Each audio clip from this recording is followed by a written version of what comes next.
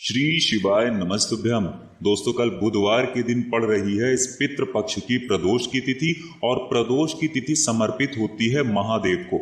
महादेव को प्रसन्न करने के लिए अगर हम इस दिन कुछ विशेष उपाय करते हैं तो इससे हमारी किसी भी प्रकार की मनोकामना को परिपूर्ण किया जा सकता है, हमारे पितरों को प्रसन्न किया जा सकता है। अगर हमारे शरीर में किसी भी प्रकार की बीमारी हो गई है या फिर हमारा व्यापार बिजनेस अच्छे से चल नहीं रहा है, हमें व्यापार में लगातार हानि हो रही है, हमारी नौकरी सही से नहीं चल रही है, घर में लगातार लड़ाई झगड़ा हो रहा है, पितरों के प्रसन्न न रह पाने की वजह से हमें अपने जीवन में सुख समृद्धि तथा वैभव की प्राप्ति नहीं हो पा रही है, तो पूज्य गुरु जी द्वारा बताए गए 3 बहुत ही खास उपाय आपको इस प्रदोष की तिथि में जरूर करना चाहिए।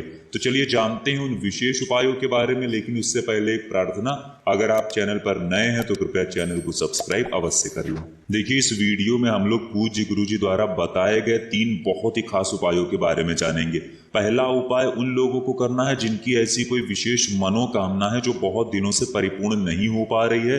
वो बहुत सारे व्रत कर चुके हैं, बहुत उपाय कर चुके हैं, यहाँ तक कि पशुपति नाथ का भी व्रत कर लिया है, लेकिन उनकी मनोकामना नहीं परिपूर्ण हो पा रही है। तो पहला उपाय ऐसे लोगों को करना है। दूसरा उपाय उन लोगों को करना है जिनके शरीर में कोई भारी रोग हो गया है, कोई बीमारी हो गई है, लेकिन उनका रोग नहीं ठीक हो पा रहा है, तो उन्हें दूसरा उपाय करना है। और तीसरा उपाय उन लोगों को करना है जिनके जीवन में पितृ दोष चल रहा है, पितरों की वजह से ना ही उनके जीवन में सुख शांति है, ना ही उन्हें धन प्राप्त हो पा रहा है, ना ही उनका व्यापार अच्छे से चल रहा है।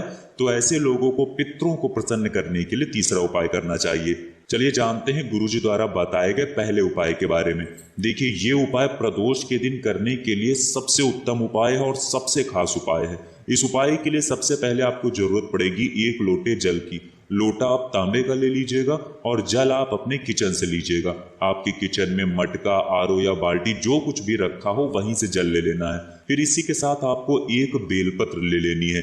क्योंकि बेलपत्र का वृक्ष माता पार्वती के आंसुओं से उत्पन्न हुआ है, इसलिए बेलपत्र से कोई भी उपाय हम करते हैं तो वो महादेव को अतिशीघ्र प्रसन्न करता है। अगर आपके पास बेलपत्र नहीं है तो आप शिवलिंग के ऊपर चढ़ी हुई बेलपत्र को उठाकर जल से शुद्ध करके फिर उसका इस्तेमाल भी कर सकते हैं। बस आपको ध्यान रखना है कि बेलपत्र कहीं से भी कटी पटी नहीं होनी चाहिए, और बेलपत्र की डंडी के आखिर में जो डूट होती है वो भी नहीं होनी चाहिए। फिर इसके बाद आपको 1 शमी पत्र ले लेना है। अगर आपके पास शमी पत्र नहीं है तो शिवलिंग के ऊपर चढ़े हुए शमी पत्र को उठाकर आप उसका भी इस्तेमाल कर सकते हैं। और अगर शिवलिंग के ऊपर भी शमी पत्र नहीं चढ़ा हुआ है तो फिर आप 1 चावल का दाना ले सकते हैं। चावल का दाना टूटा हुआ नहीं होना चाहिए, खंडित नहीं होना चाहिए।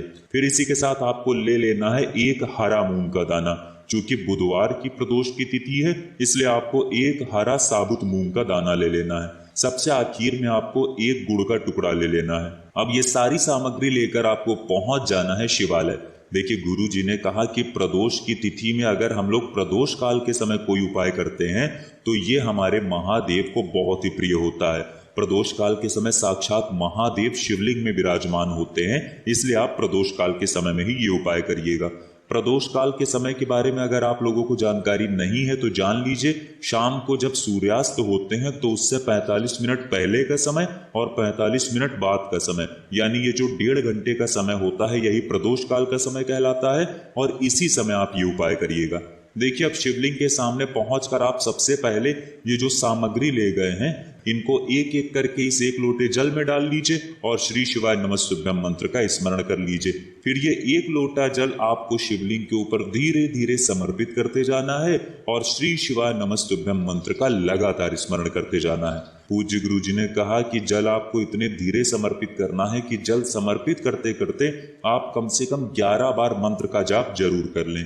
इसके बाद आपके जीवन में जो समस्या चल रही है या फिर आपकी जो विशेष मनोकामना है जिसके लिए आप ये उपाय कर रहे हैं, उस मनोकामना को महादेव के सामने बोल दीजिए। चाहे धन प्राप्ति से संबंधित मनोकामना हो, या फिर व्यापार को अच्छे से चलाने के लिए मनोकामना हो, या फिर आपकी नौकरी नहीं लग रही है तो नौकरी के लिए आपकी मनोकामना हो, या फिर आपके विवाह के लिए मनोकामना हो, तो जिस प्रकार की भी आपकी मनोकामना है उस मनोकामना का स्मरण करिए और फिर वापस अपने घर आ जाइए।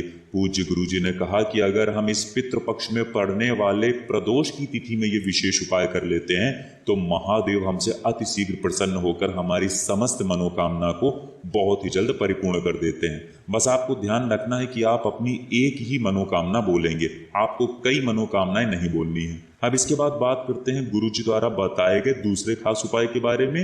ये उपाय उन लोगों को करना है जिनके शरीर में कोई बीमारी है, कोई रोग है। देखिए, इस उपाय के लिए आपको सिर्फ एक बेलपत्र ले लेनी है। बेलपत्र कहीं से भी कटी फटी नहीं होनी है, इसका आपको विशेष ध्यान रखना है। फिर इसी के साथ आपको एक लोटा जल अपने किचन से ले लेना है और ये जल आपको तांबे के पात्र में ही लेना है। अब ये दोनों सामग्री लेकर आपको शिवालय पहुंच जाना है। ये उपाय भी आपको शाम को प्रदोष काल के समय में ही करना है। प्रदोष काल के समय का विशेष महत्व होता है, इसलिए आप प्रदोष काल के समय में ही इस उपाय को करेंगे। देखिए, अब शिवालय पहुंचकर आप सबसे पहले एक काम करेंगे। जो एक बेलपत्र लेकर गए हैं, उस बेलपत्र को आप अपने हाथ में रखिए और आपके शरीर में या फिर आपके घर के किसी सदस्य के शरीर में कोई बीमारी है तो उस बीमारी को दूर करने के लिए आप कल्याणेश्वर महादेव से प्रार्थना कर लीजिए। किन से प्रार्थना करनी है? कल्याणेश्वर महादेव से प्रार्थना कर लीजिए और फिर ये एक बेलपत्र आप माता अशोक सुंदरी वाले स्थान पर समर्पित कर दीजिए। बेलपत्र की चिकनी साइड का हिस्सा माता अशोक सुंदरी वाले स्थान पर टच करेगा और बेलपत्र की डंडी जलाधारी की तरफ रहेगी। फिर इसके बाद आपको यही बेलपत्र उठाकर शिवलिंग के ऊपर समर्पित कर देनी है। शिवलिंग के ऊपर भी आपको इसी प्रकार से समर्पित करना है जैसे अभी आपने माता अशोक सुंदरी वाले स्थान पर समर्पित किया था। शिवलिंग में समर्पित करते हुए भी आपको कल्याणेश्वर महादेव का स्मरण कर लेना है और अपनी बीमारी दूर करने के लिए प्रार्थना कर लेनी है। फिर इसके बाद आप जो एक लोटा जल लेकर गए हैं, उस जल को आप धीरे धीरे इसी बेलपत्र के ऊपर यानी शिवलिंग के ऊपर समर्पित करते जाइए और लगातार कल्याणेश्वर महादेव का स्मरण करते जाइए।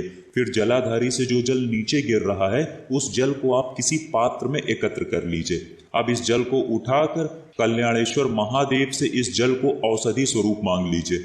महादेव से प्रार्थना कर लीजिए कि हे मेरे कल्याणेश्वर महादेव, इस जल को औषधि बना दीजिए और फिर ये जल लेकर आप पहुंच जाइए अपने घर। अब अगर आपके शरीर में बीमारी है या फिर घर के किसी सदस्य के शरीर में बीमारी है तो इस जल का आप 7 बार में आचमन करा दीजिए, यानी 7 बार में इस जल को पिला दीजिए। थोड़ा सा जल पिलाइए, फिर थोड़ा सा जल पिलाइए, फिर थोड़ा सा जल पिलाइए। ऐसे आपको 7 बार में ये पूरा जल उसी दिन पिला दीजिए और कल्याणेश्वर महादेव से बीमारी को दूर करने की प्रार्थना कर लीजिए। पूज्य गुरु जी ने कहा कि अगर हम प्रदोष की तिथि में ये विशेष उपाय कल्याणेश्वर महादेव का स्मरण करते हुए कर लेते हैं तो हमारे शरीर में चाहे जैसा भी रोग हो उससे हमें आराम अवश्य ही मिलती है। तो ये उपाय आप एक प्रदोष भी कर सकते हैं या फिर 5 प्रदोष लगातार कर सकते हैं। अब इसके बाद बात करते हैं पूज्य गुरु जी द्वारा बताए गए सबसे आखिरी और सबसे खास उपाय के बारे में, जो आपके पितरों को प्रसन्न करने के लिए बहुत ही अचूक उपाय है। इससे आपके पितृ प्रसन्न होते हैं और अगर पितरों की वजह से आप धन प्राप्त नहीं कर पा रहे हैं, व्यापार आपका अच्छे से नहीं चल रहा है, घर में लगातार कलह लगी हुई है, अशांति का माहौल बना हुआ है, तो उससे आपको बहुत ही जल्द छुटकारा मिलता है। इस उपाय के लिए भी आपको एक लोटा जल तांबे के पात्र में ले लेना है और साथ ही साथ आपको 5 बेलपत्र ले लेनी है। पितरों के निमित्त किया जाने वाला ये सबसे अचूक उपाय है, इसलिए आपको बहुत ही ध्यान से समझना है। देखिए, 5 बेलपत्र आप जो भी लेंगे वो कहीं से भी कटी फटी नहीं होनी चाहिए। ये उपाय भी आपको शाम को प्रदोष काल के समय में ही करना है। अब देखिए, शिवालय पहुंचकर सबसे पहले आप ये 5 बेलपत्र माता अशोक सुंदरी वाले स्थान पर समर्पित कर दीजिए। आपको ध्यान रखना है कि आप एक एक करके ये 5 बेलपत्र माता अशोक सुंदरी वाले स्थान पर समर्पित करते जाइए और लगातार श्री शिवाय नमस्तुभ्यम मंत्र का स्मरण करते जाइए। बेलपत्र की चिकनी तरफ का हिस्सा माता अशोक सुंदरी वाले स्थान पर टच करेगा और डंडी का हिस्सा जलाधारी की तरफ रहेगा। जैसा सामने आपको दिखाया जा रहा है, ठीक ऐसे ही आपको ये बेलपत्र समर्पित कर देनी है। फिर इसके बाद आपके पास जो एक लोटा जल है, उस जल को आप थोड़ा सा सबसे पहले शिवलिंग के ऊपर समर्पित कर दीजिए। श्री शिवाय नमस्तुभ्यम मंत्र का स्मरण करते हुए थोड़ा सा जल शिवलिंग के ऊपर समर्पित कर दीजिए और फिर बाकी बचा हुआ पूरा जल माता अशोक सुंदरी वाले स्थान के ऊपर आपने जो 5 बेलपत्र रखी हैं उसके ऊपर बाकी बचा हुआ पूरा जल आप समर्पित कर दीजिए और कम से कम 11 बार श्री शिवाय नमस्तुभ्यम या फिर ओम नमः शिवाय, इन दोनों में से किसी भी एक मंत्र का स्मरण कर लीजिए। फिर इसके बाद आप वहीं शिवलिंग के सामने बैठकर आपके जीवन में पितरों की वजह से जो भी समस्या चल रही है, आपके पितृ प्रसन्न नहीं हो पा रहे हैं, आपके पितरों को मुक्ति नहीं मिल पा रही है, तो उन सभी के लिए आपको महादेव से प्रार्थना कर लेनी है। पूज्य गुरु जी ने कहा कि अगर इस पितृ पक्ष में पड़ने वाले प्रदोष की तिथि में हम ये उपाय अपने पितरों को प्रसन्न करने के लिए करते हैं, तो हम आपको यकीन दिलाते हैं कि इस उपाय के करने के बाद आपके पितर आपसे प्रसन्न होते हैं और आपके जीवन में भी सुख, समृद्धि, वैभव, संपन्नता, मान सम्मान सबकी प्राप्ति होती है। तो दोस्तों, ये थे पूज्य गुरु जी द्वारा बताए गए 3 बहुत ही खास उपाय। अगर आपको जानकारी अच्छी लगी हो तो वीडियो लाइक करिएगा। मिलते हैं फिर एक नए वीडियो के साथ। श्री शिवाय नमस्तुभ्यम।